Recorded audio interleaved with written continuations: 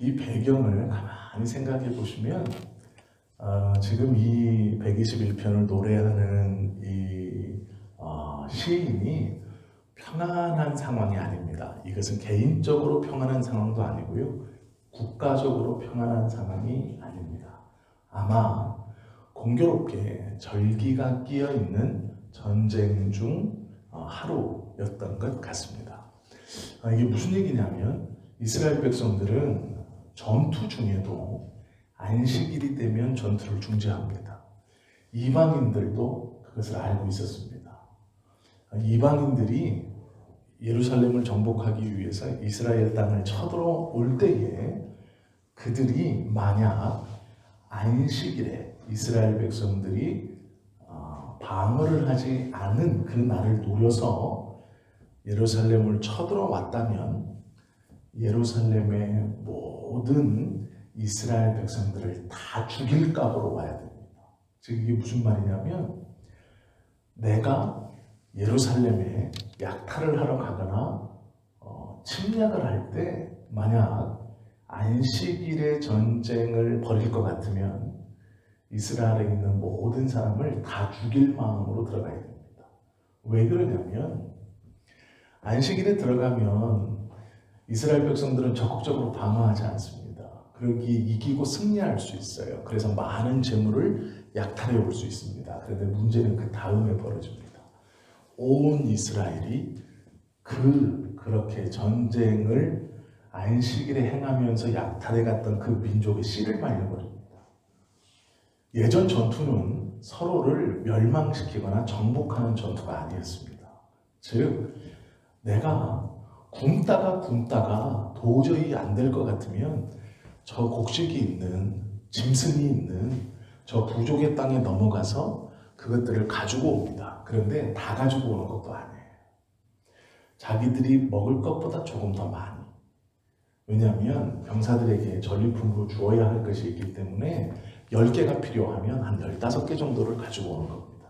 그리고 저쪽에도 끝까지 다 밀고 들어가지 않고 자기들이 그 15개를 포획하면 돌아오는 것입니다. 돌아오는 것도 안전해야 되기 때문에 예전 전쟁은 그랬습니다. 이스라엘도 이 시편 121편을 고백할 때도 마찬가지입니다.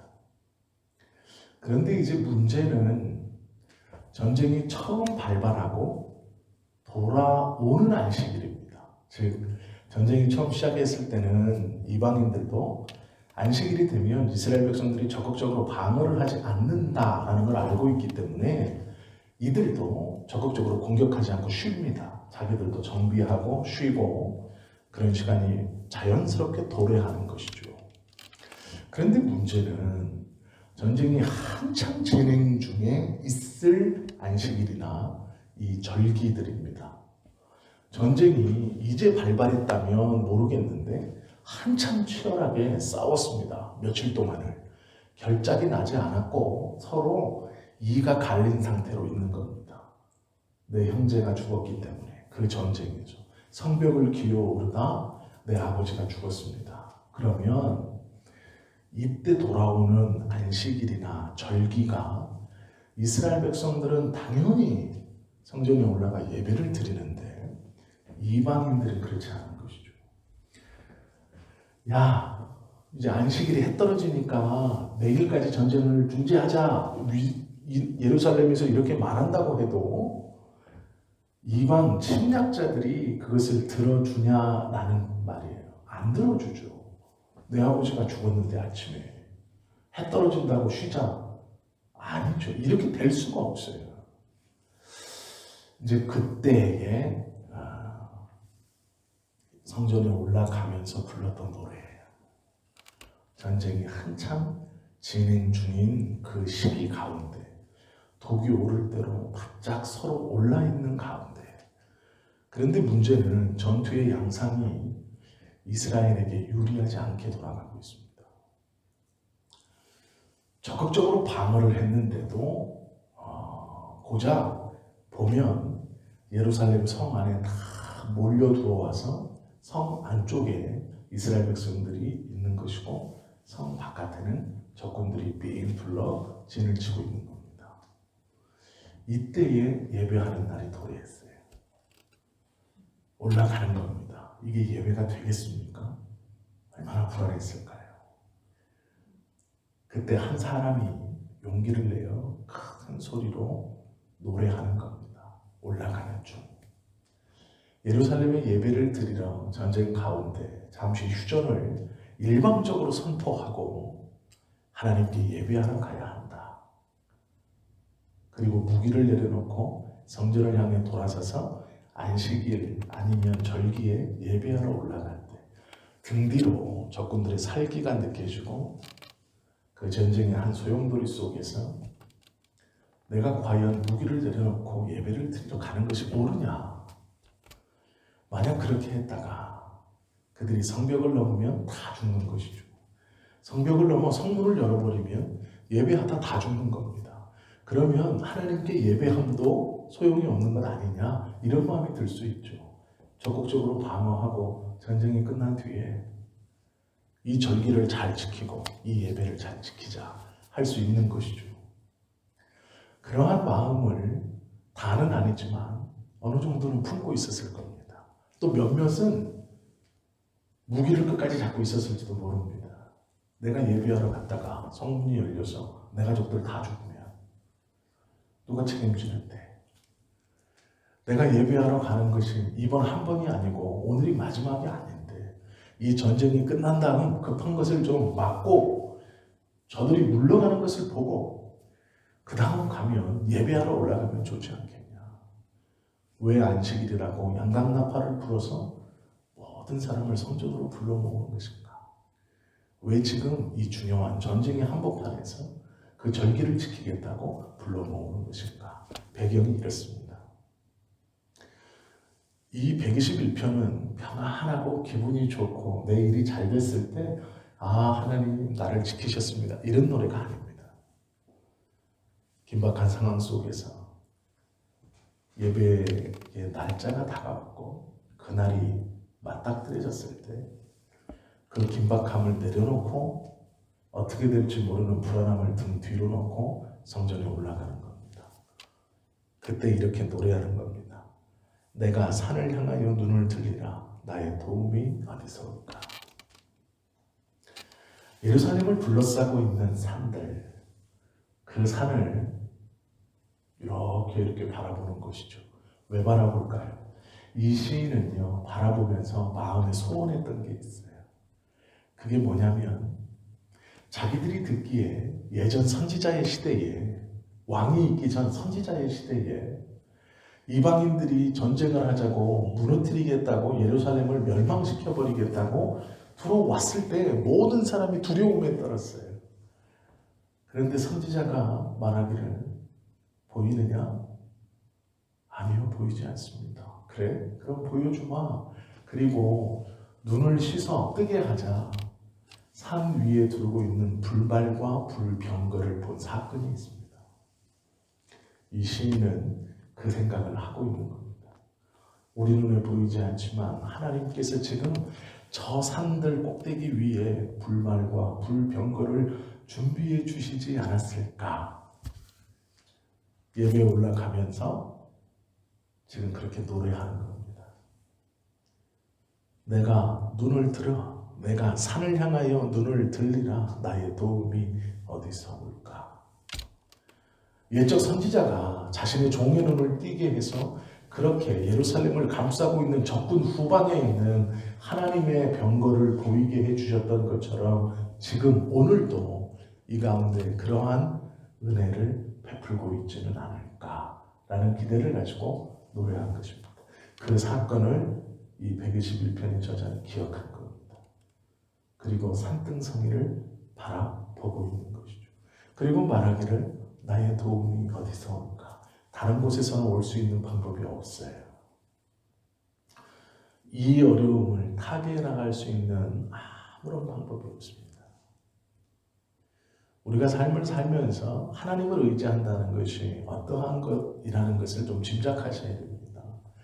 하나님을 의지하면요, 눈에 보이지 않아요. 그래서 그것을 보지 못하는 사람들은 하나님을 믿으니 안 된다라고 말합니다. 힘이 있는 누군가를 찾아야 된다. 돈이 많은 아버지, 빼기 좋은 할아버지를 찾아라 라고 말합니다. 거기에 전화를 하고 찾아가라, 고개를 숙여라 이렇게 말하죠. 세상의 권력과 돈 많은 부자, 유능한 부모 또는 어떤 사람을 찾아가야 해결받을 수 있다라고 말하는 것이죠. 그들이 너를 도울 수 있다라고 말합니다. 그 사람들은 하나님의 도우심이 무엇인가를 알지 못하기 때문에 그렇습니다. 오늘 시인은 이 121편을 노래하면서 내가 산을 향하여 눈을 들리라 나의 도움이 어디서 올까? 이것은 노래입니다. 가만히 생각해 보십시오. 수많은 군중이 지금 성전을 향해 올라가고 있습니다. 그들의 모양을 한번 생각해 보십시오. 전쟁 중이거나 방금까지 전투를 마쳤고 등 뒤로 병사들, 적군들을 놓고 안식일이 되어 절기가 되어 그들을 뒤로 하고 예루살렘 성전으로 양강나팔 소리를 들으며 올라가고 있습니다. 모두 다 불안했을 겁니다. 의기소침했을 겁니다. 하나님께 나아가고 있는데 두려웠을 겁니다. 하나도 기쁘지 않았을 겁니다. 모두 다 침울했을 겁니다.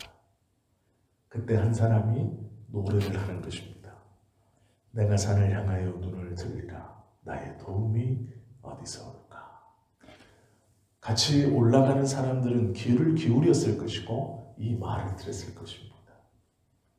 그리고 그 뒤에 말도 당연히 자연스럽게 떠오르는 말입니다. 나의 도움은 천지를 지으신 여호와에게서로다. 의기소침해 있는 사람들에게 이 1절과 2절의 고백은 우리가 신뢰하고 의지할 분이 누구인가에 대한 대답입니다. 그렇게 실망하고 고개 숙이고 불안해하고 있는 우리들을 도우실 분이 누구인가 라는 것을 말하고 있는 것이죠. 태초에 아무것도 없는 무에서 오직 말씀으로 이 세상을 만드셨던 그 하나님이 우리를 도와주실 것이다. 저 산이 그 하나님의 작품이니 저 산이 우리를 도와주실 것이다 라고 노래하고 있는 것이죠. 그리고 3절 4절은 이렇게 말합니다.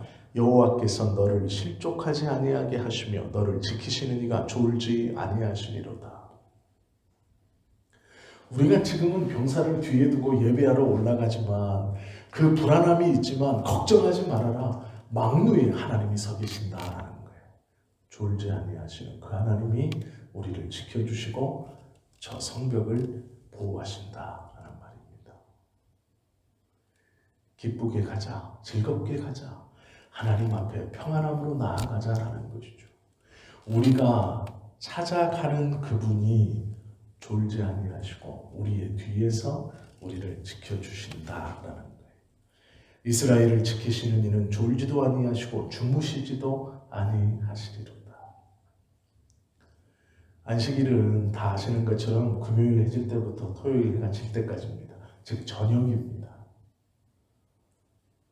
낮에 전투를 하고 아니면 절기를 맞아서 적군을 뒤에 두고 전쟁의 흉흉한 소문 중 성전으로 올라가 예배하러 올라가는 이들은 피곤했을 겁니다. 힘들었을 겁니다. 아마 최소한의 병력이 뒤에서 남아있었을지도 모릅니다. 그러나 병력이 남아있다 하여도 의기소침하고 힘들고 그 불안과 두려움과 공포의 억눌림은 변함이 없을 겁니다. 그때 믿음을 가지고 있는 한 사람이 이렇게 노래하는 겁니다. 함께 올라가는 사람들에게 희망을, 소망을 품게 하는 노래입니다. 이것이 믿음입니다. 모두 다 고개를 숙이고 있을 때 믿음을 가지고 있는 한 사람이 하나님의 과거에 하셨던 일들을 기억하고 지금 그것을 노래하는 것, 하나님의 지키심, 보호하심, 하나님의 인격에 대한 온전한 신뢰를 가지고 그것을 노래하는 것, 그리하여 고개를 숙이고 불안감에 쌓여있는 그들에게 하나님이 누구인가를 다시 한번 기억나게 하고 그 신뢰를 회복하게 하는 것, 이것이 믿음을 가진 사람들이 하는 것이죠. 요즘 말로 재방송을 생방송으로 보면서 살아가는 것입니다. 재방송은 결과를 다 알고 보는 것이 재방송이죠. 결과를 다 아는 삶, 마지막에 하나님께서 우리를 어떻게 승리케 하실 것인가를 아는 삶, 그러나 이 재방송을 생방송처럼 보며 살아가는 그 가운데 결과를 알지만 지금 나는 이곳에서 이 시간에서 생방송과 같이 재방송을 생방송으로 보며 살아가는 삶을 살고 있다는 것이죠. 가짜가 아닙니다. 진짜입니다. 아픔도 힘듦도 어려움도 고통도 진짜입니다.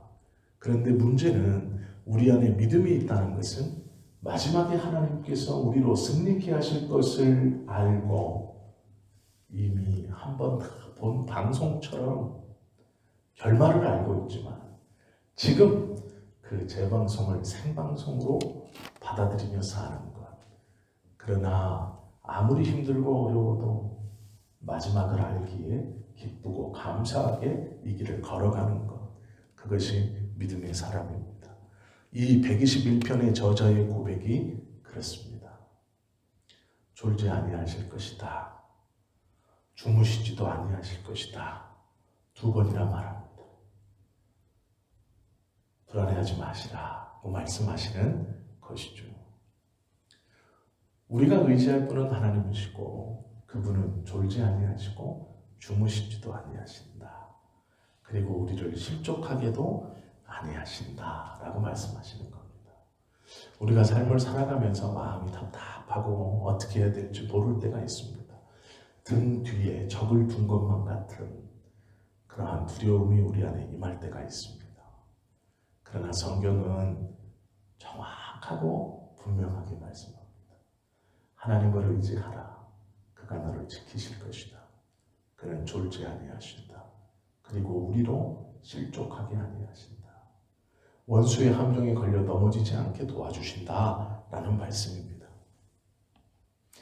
우리가 이것들을 믿고 있다면 우리의 삶에서 하나님의 은혜가 얼마나 큰 것인지를 날마다 기억할 수 있습니다. 요한복음 10장 28절 말씀에 보면 예수님께서 이렇게 말씀하셨어요. 내가 저희에게 영생을 주노니 영원히 멸망치 아니할 터이요 또 저희를 내 손에서 빼앗을 자가 없느니라. 저희를 주신 내 아버지는 만유보다 크심에 아무도 아버지 손에서 빼앗을 수 없느니라. 예수님께서 말씀하신 거예요. 너희를 나에게 주었는데 어떤 누구도 내게서 너희를 뺏을 수 없다. 그 이유는 세상에 있는 어떠한 것보다 아버지가 크시기에, 즉 아버지보다 힘센 사람이 없기에 빼앗아 가지 못한다라고 말씀하십니다. 그것이 우리들입니다. 예수님의 십자가로 우리를 구속하셔서 세상에 어떠한 것도 우리를 하나님의 손에서 떼어놓지 못하게, 빼앗아가지 못하게 하나님께서 우리를 예수님에게 맡기셨다라고 말씀하는 것이죠. 바울은 빌립보서 1장 6절에서 이렇게 말합니다. 너희 속에 착한 일을 시작하신 이가 그리스도 예수의 날까지 이루실 것을 확신하노라. 우리 속에 착한 일을 시작하신 이가 예수 그리스도의 날까지 그것을 이루실 것을 확신한다라고 말합니다. 하나님께서 붙들어 주시겠다 하시면 세상에 어떠한 것도 그 붙드심을 끊어낼 수 없는 것이죠. 우리가 사는 이 세상은요, 우리를 여러 가지로 시험합니다. 그것이 악한 영이 우리에게 시험을 하는 것이든 아니면 우리가 욕심에 이끌려 스스로 시험에 빠지는 것이든 이런저런 모양으로 우리를 잡아당깁니다. 그 잡아당김의 목적은 잘 기억하시면 한 가지밖에 없습니다. 하나님에게서 떠나게 하는 것입니다. 이 세상에서 일어나는 모든 시험과 모든 어려움은 하나님에게서 떠나게 하는 것이 목적입니다. 우리에게서 돈을 뺏어가는 것 아니에요. 건강을 뺏어가는 것 아닙니다. 우리에게서 신앙을 뺏어가는 거예요. 너무 바빠서 기도할 수 없습니다. 너무 바빠서 예배하지 못합니다. 코로나19로 인해서 건강이 어떻게 될까 염려해서 예배하지 못하겠습니다. 그게 건강을 뺏어가는 겁니까? 아니요. 신앙을 뺏어가는 것에 목적이 있는 겁니다. 세상에서 우리에게 원하는 것이 무엇인가를 우리가 분명히 안다면 빼앗기지 않을 수 있습니다.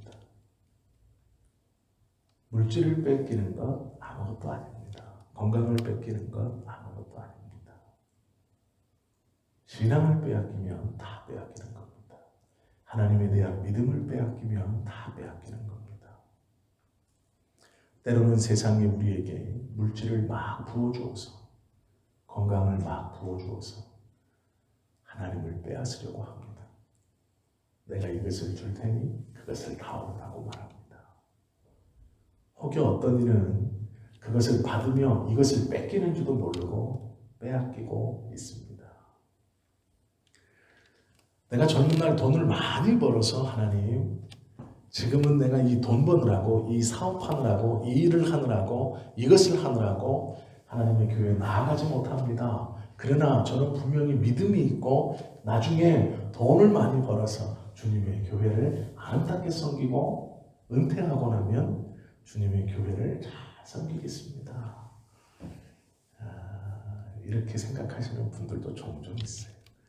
저는 중국에서 그런 분들을 종종 봤습니다. 사업을 크게 하고 출장을 다니시고 하느라고 신앙생활을 못합니다. 그런데 한 번씩 전화를 해요. 목사님 기도해 주십시오. 그래서 제가 이제 저는 그렇게 기도해 달라 그러면 제 성격을 아시죠? 기도해 주지 않습니다. 기도해 주지 않는다는 것이 참 좀 그렇지만 기도한다라고 거짓말로 말할 수는 없어요. 기도는 힘이 듭니다. 그런데 기도해 주십시오 라고 하면 마음이 안 내켜요. 가끔 2달에 한 번, 3달에 한 번씩 와서 몇천 원씩 헌금하는 게 뭐 중국 돈 몇천 원이면 한 돈 100만 원 정도 되는 겁니다. 우리 돈으로 하면 헌금하는 게 신앙생활은 아니고 그리고 나는 자기의 목사가 아닌데 전화해서 이제 그런 분들이 종종 있어요. 사업하시는 분들 중에 이 교회 한 주 나가서 헌금하고 저 교회 한 주 나가서 헌금하고 그러면서 자기는 하나님을 잘 섬긴다고 생각해요. 이 교회에도 뭐 돈 1,000만 원, 저 교회에도 돈 1,000만 원. 가만히 생각해 보십시오. 그분은요 11조라는 걸 하지 않아요. 왜 안 하는지 아십니까? 액수가 커요. 그래서 조그마한 교회들 몇 군데에 감사헌금처럼 몇백만 원씩, 몇십만 원씩 이렇게 하는 거예요. 그리고 마음의 위안을 삼는 겁니다. 그리고 목회자들한테 전화해서 기도해 주십시오. 바빠서요. 출장이 어딥니다. 이렇게 말해요. 그건 성도가 아닙니다. 하나님을 섬기는 것도 아니에요. 그리고 착각하시면 안 되는 게 그 사람은 자기 성도가 아닙니다. 그 사람의 목사는 자기가 아니에요. 그거 돈 몇 푼 헌금한다고 하나님이 기뻐하지 않으세요. 그리고 그거 기도해 준다고 하나님이 듣지도 않으세요. 하나님께서 우리에게 베풀어 주신다. 세상이 우리에게 시험하는 것은요. 신앙을 뺏는 겁니다. 믿음을 뺏어가는 거예요.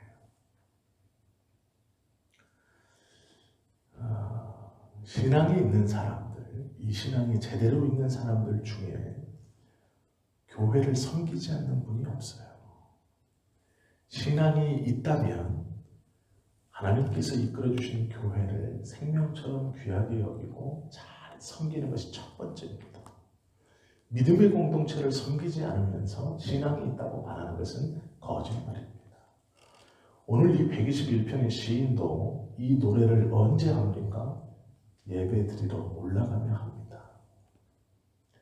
등 뒤로 적군을 놔두고 예배를 드리러 올라갑니다. 주님의 성전으로 나아가는 거예요. 내가 지금 이러한 일로 인해서 내 상황이 이렇습니다. 아니에요. 하나님 앞에서 그것은 핑계치 못하는 일입니다. 우리가 믿음이 있다면 세상이 우리에게 원하는가, 믿음을 뺏어가는가, 내가 지금 믿음을 뺏기고 있는가, 그거 한 가지만 분명히 생각해 보시면 됩니다. 내가 이 일로 인해서 믿음을 빼앗기고 있는가, 신앙을 잃어버리고 있는가, 예배 자리에 나아가지 못하고 있는가. 하나님의 뜻이 세상이 우리에게 주는 것과 하나님이 우리에게 원하시는 것은 하나밖에 없습니다. 세상은 우리에게 신앙을 뺏어가려고 하고, 하나님은 우리로 나에게 더 다가와라 라고 말씀하시는 것밖에 없어요. 아주 간단합니다. 그 두 가지를 보면 돼요. 지금 내가 하는 이것으로 인해서 나의 신앙이 주님께 다가가고 있는가, 아니면 내 신앙을 빼앗기고 있는가. 눈으로 보기에는 고통스러운 일이고 행복한 일이고 돈을 못 버는 일이고 돈을 많이 버는 일 같지만 그것은 중요하지 않습니다. 돈을 못 버는 일일지라도 신앙을 빼앗기고 있다면 그만둬야 됩니다. 마찬가지로 돈을 많이 벌고 있어도 신앙을 빼앗기고 있다면 시험이 든 겁니다. 그 일도 그만둬야 됩니다. 내가 돈을 많이 벌어서 주님께 잘하겠습니다. 천만의 말씀이에요. 하나님이 복 주시는 것 같습니다. 그 하나님이 복 주시는 것 같습니다는요, 주님을 잘 섬기면서 받는 것이 진짜 복이에요. 신앙을 빼앗기면서 받는 것은 절대로 복이 아닙니다. 우리 눈에 보기에 좋은 거예요. 그것이 먹음직한 것입니다. 보암직한 것입니다. 그 기준이 우리 안에 분명히 서 있어야 됩니다. 그때 우리는 온전히 하나님을 섬긴다라고 말할 수 있습니다. 이 시편의 고백을, 이 시인의 고백을 보시기 전에요, 이사야 41장 10절 14절 말씀을 제가 들려드릴게요. 두려워 말라, 내가 너와 함께 함이니라. 놀라지 말라, 나는 내 하나님이 됨이니라. 내가 너를 굳세게 하리라. 참으로 너를 도와주리라. 참으로 나의 의로운 오른손으로 너를 붙들리라. 두 번씩이나 말씀하세요. 참으로, 참으로 믿으라 라는 거예요. 내가 돕겠다, 내가 너를 붙들겠다 말씀하고 계신 것이죠. 마태복음에서는 또 이렇게 말해요. 주 예수께서는 그를 믿고 따르는 제자들에게 볼지어다 내가 세상 끝날까지 너희와 항상 함께 있으리라. 28장 20절 말씀입니다. 내가 이 세상 끝날 때까지 너희와 함께 있을 것이다. 그 하나님이 동행하시니 그 하나님께 도움을 구하고 그 하나님을 붙들고 그 하나님을 의지하는 것이죠.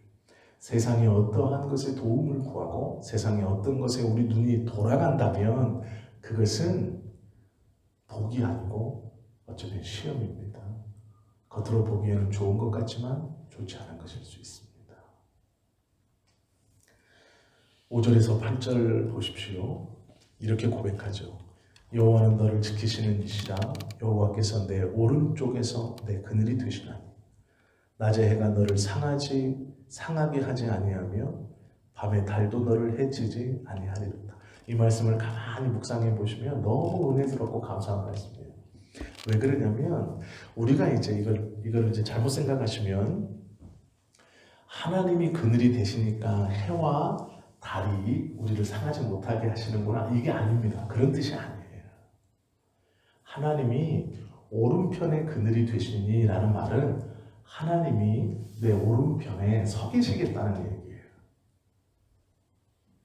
키가 작은 사람 옆에 키 큰 사람이 있으면 그림자가 지지요? 그 말입니다. 즉 하나님이 하늘에서 이렇게 계셔가지고 그늘을 이렇게 만들어 주신다. 그러니 해와 달이 너를 상치면, 이런 말이 아닙니다.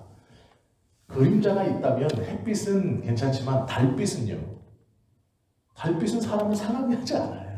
이걸 그렇게 생각하시는 게 아니고요.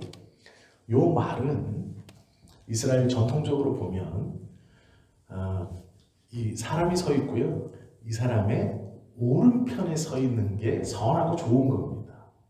즉 오른편은 내 편을 뜻해요. 내 편. 오른쪽에 있는 것은 내 편. 성경에서도 보면 양들을 오른쪽에 세우고 염소를 왼쪽에 세워요. 그런데 예수님이 염소는 내 게 아니다 이렇게 말씀하세요.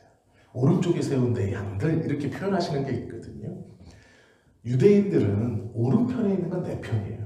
그래서 적군들 내 편, 네 편을 가를 때 이렇게 딱 보면 알 수 있어요. 그 사람의 오른쪽에 서 있는 건 그 사람 편이에요. 그 사람의 왼쪽에 서 있는 건 그 사람의 대적자들입니다. 이해가 되시죠? 하나님이 내 오른편에 서겠다라는 말씀은 내가 네 편이 되겠다라는 뜻이에요. 그런데 내가 네 편이 되겠다라는 건데 그 하나님이 이 편이 되겠다라는 사람보다 월등히 커서 그림자가 지는 거예요. 그늘이 돼요. 그늘이 지는 겁니다. 그러니까 이런 거죠. 이 말을 알아듣게 풀면 너는 이만한데 더 크신 하나님이 너의 오른편에 서셔서 그늘이 진다. 이런 거예요. 즉 이 말은 그 하나님은 크신 분이다. 너는 비교할 수 없을 만큼 큰 분이다. 즉 이 큰 분이 너의 편이다.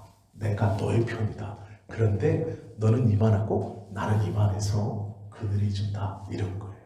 그리고 그 다음 구절 해와 달이 너를 상치 못하게 하고 해치지 아니하리로다. 이 말은 해와 달을 창조한 하나님이 너의 편이므로 그의 창조물인 해가 너를 해치지 않고 그의 창조물인 달이 너를 상하지 않게 할 것이다 라고 말씀하시는 거예요. 창조주 하나님이 너의 편으로 서셨으니 너는 해가 너를 상하지 않게 하고 달이 너를 해치 못하게 할 것이다 라는 말은 해와 달을 창조하신 그 능력의 하나님이 너의 편에 서시겠다 라는 거예요. 그러니 저 적군들은 하나님의 편이 아니죠. 가만히 생각해 보세요. 창을 가지고 성벽에 올라가서 저들을 잘 막아야 막아낼 수 있다고 생각했습니다. 이스라엘을. 그리고 그렇게 자기가 자기들을 지켜야 한다고 생각했어요. 그런데 안식일이 되었고 무기를 내려놓고 돌아서서 예배를 드리러 갑니다. 그런데 이 시인이 이렇게 고백하는 거예요. 하나님이 우리의 오른편에 서셨으니 해가 우리를 해치지 않고 달이 우리를 상하지 않게 할 것이다. 이 말은 반대로 저들은요. 하나님의 왼편에 섰으니 누가 저들을 해치고 누가 저들을 상하게 할 거예요? 해가 저들을 상하게 하고 달이 저들을 상하게 하는 거예요. 즉 하나님이 우리 편이시니 해와 달이 저들을 물리쳐 줄 것이다 이렇게 말하는 거예요. 낮에는 해가 뜨고 밤에는 달이 뜹니다. 해가 없는 낮이 없고 달이 없는 밤이 없어요. 즉 이 말은 우리가 지금 무기를 두고 성전에 예배하러 올라갈지라도 하나님이 저녁에는 달을 통해 그들을 막고 해하게 하시고 상처를 주실 것이고 낮에는 해가 저들을 막아낼 것이다 라는 말이에요. 왜요?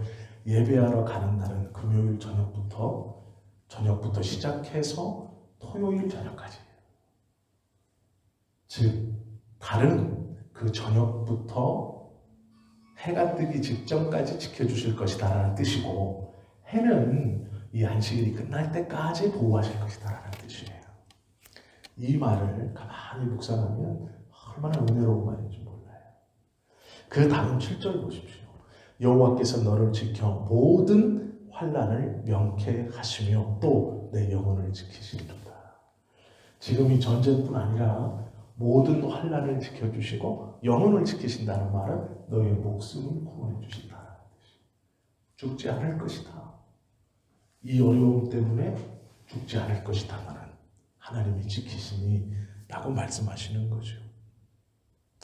여호와께서 너의 출입을 지금부터 영원까지 지키시리로다. 다시 선언하고 있어요. 지금부터라는 말로 과거에서도 지켜주셨지만 과거에서부터 쭉 지켜주셨지만 다시 축복을 선언하고 있어요. 지금부터 영원까지. 왜요? 두려움과 불안함으로 고개를 숙이고 등 뒤에 젖병을 두고 예루살렘에 예배하러 올라가던 이 두려움에 떨고 있던 사람들이 시인이 내가 산을 향하여 눈을 들리라 나의 도움이 어디서 올까 나의 도움은 천지를 지으신 여호와에게서로다 여호와께서 너를 실족하지 아니하게 하시며 너를 지키시는 이가 졸지 아니하시리로다 이스라엘을 지키시는 이는 졸지도 아니하시고 주무시지도 아니하시리로다 여호와는 너를 지키시는 이시라 여호와께서 내 오른쪽에서 내 그늘이 되시나니 낮에 해가 너를 상하게 하지 아니하며 밤에 달도 너를 해치지 아니하리로다 여호와께서 너를 지켜 모든 환난을 면하게 하시며 또 내 영혼을 지키시리로다 이 말을 듣고 고개를 숙이며 올라가던 이스라엘 백성들은 고개를 들었을 겁니다. 두려움에 쌓였던 이스라엘 백성들의 마음속에 감사와 기쁨이 회복됐을 겁니다. 그렇게 회복되고 온전한 마음으로 하나님께 예배하러 나아가는 그 시간 다시 하나님께서 복을 선언하시는 거예요. 회복된 그의 영혼에 뭐라고 선언하시느냐? 지금부터 네가 불안감을 털어낸 그때부터 등 뒤에 있는 적을 하나님이 막아주실 것이다 라는 확신을 가진 그때부터 하나님의 말씀이 들려져 그 말씀으로 내 안에서 기쁨이 회복된 지금부터 성전에 나와 기도하고 말씀을 함께 나누며 하나님에 대한 신앙이 다시 그 믿음의 결단이 있는 지금부터 하나님 내가 주님의 말씀을 온전히 의지하고 이 시인과 같이 등 뒤에 적이 있는 불안한 상황 속에서도 하나님이 지키시고 내 편이시니 해와 달이 나를 보호하고 저들을 막아주실 것을 확신하는 지금부터 영원까지 지키실 것이다. 다시 복을 선언하는 거예요. 그래서 지금부터입니다.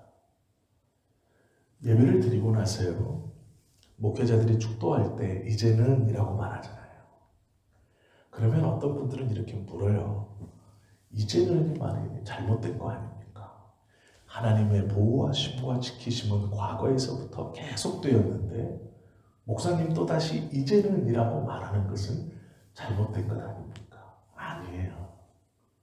우리가 예배하면서 움츠러들었던 우리의 믿음이 말씀으로 다시 회복되고 하나님의 위로하심을 받아 다시 기쁨 가운데 그래 이 세상 믿음으로 내가 주님 붙들고 나아가야지 하는 그 결단의 순간 말씀이 울려 퍼져서 그 말씀이 나의 영혼을 살아나게 한 지금부터 하나님이 새롭게 복을 주시는 거예요.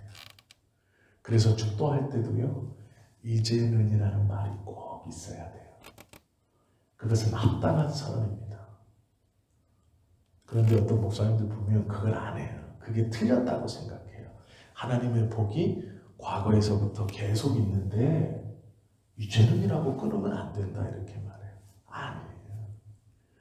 말씀이 선포되어지고 예배가 드려지는 그 순간 하나님의 복음과 하나님의 축복은 다시 선언되어지는 거예요. 물론 과거에서부터 있었지만 지금 다시 우리에게 선언되어지는 거예요. 그리고 이제 이렇게 하지는 마세요. 제가 하지 말라고 분명히 말씀드렸어요. 목회자들이 축도할 때 왜 손을 드는 줄 아십니까? 말 그대로 보라고 드는 거예요. 보라고. 원래요 축도할 때 성도들이 이제 눈 감고 이렇게 계시잖아요. 아니에요. 그 손을 쳐다보는 거예요. 눈 뜨고. 원래는 목회자의 손은요. 하나님이 한 주간 당신을 보호하신다는 것을 보여주는 거예요. 그래서 그 목회자의 손을 들려 올려진 손을 보면서 하나님께서 저 손으로 나를 보호하여 주시는구나라는 확신을 갖는 거예요. 축도예요. 원래는 축도할 때 고개 숙이는 게 아니에요. 그 손을 집중해서 보고 있는 거예요. 그래, 저 하나님의 손이 나를 보호하셔. 이게 상징적인 적입니다. 그래서 목회자들이 손 드는 거예요. 축도가 기도인데 이렇게 해야죠. 원래 기도라면. 왜 축도만 이렇게 할까요? 이건 보라고 그러는 거예요. 성도들 보고. 원래 개혁교회는요. 축도하는 목회자의 손을 바라봤어요. 성도들이. 그 손을 클로즈업 시켜서 그 손 든 목회자의 손을 쳐다보고 저 손이 하나님의 손이고 나를 지키시는구나라는 확신 가운데 돌아가는 거예요. 언젠가부터 우리가 고개를 숙이고 이렇게 받으면서 그 은혜를 조금 잊어버린 것 같아요. 그런데 보지는 마십시오. 왜 그러냐면 어색할 것 같아요. 원래 목회자도요, 눈 뜨고 기도했어요. 축도는 서로 마주 보면서 했어요. 이렇게 원래 눈 감지 않았어요. 성도들은 손을 바라봤고 목회자는 성도들을 바라보면서 축복했다는 거예요. 근데 지금은 이제 서로 눈을 감죠. 저는 그것도 좀 괜찮다고 생각해요. 그러나 몰래 살짝 떠서 손을 보시는 것도 괜찮아요. 예. 원래는 손을 봤어요. 왜 그러냐면요, 우리가 신앙에 대한, 하나님의 말씀에 대한, 또 믿음에 대한, 하나님에 대한 확신은 보이지 않는 하나님을 믿는 것이기 때문에 눈으로 보여지게 하나님께서 은혜의 방도로 우리에게 허락해 주신 여러 가지 것들이 있어요. 그것 중에 하나가 성찬이고 세례이고 또 축도예요. 그리고 언어입니다.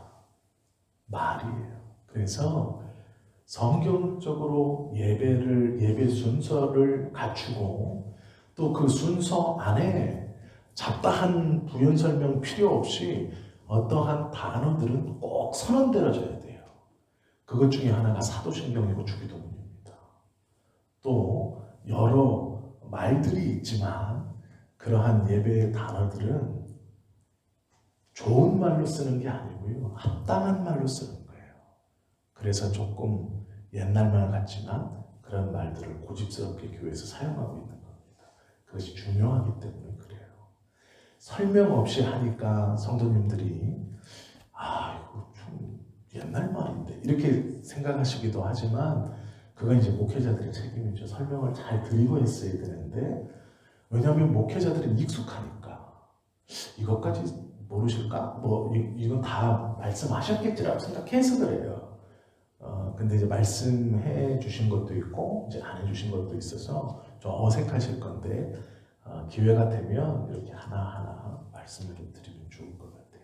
오늘 이 시편 121편에서 두 가지만 좀 기억해 주세요. 하나는 우리의 참 도움은 하나님뿐이시다 라는 것. 두 번째는요, 하나님께서는 우리를 끝까지 지키시고 모든 환난에서 건지실 것이다 라는 것을 꼭 기억하시면 좋을 것 같아요. 그래서 이 121편은 이 두 가지, 하나님이 우리의 도움이시다, 즉 하나님만 의지하자, 하나님은 우리를 끝까지 지키실 것이다, 이것을 기억하고 기도하시고 또 이 믿음으로 하나님 앞에 이 저녁에 9시간 넘었네요. 근데 이제 기도하실 때 하나님, 내가 주님만을 의지하겠습니다. 하나님만이 나를 도와주십시오. 이렇게 기도하고, 또 내가 기도하면서 이 기쁨이 회복되어지고 감사와 즐거움이 회복되어지는 이 저녁이 되게 해 주옵소서 라고 기도하면 좋을 것 같습니다. 그런 은혜가 있기를 예수님의 이름으로 축원합니다. 기도하겠습니다.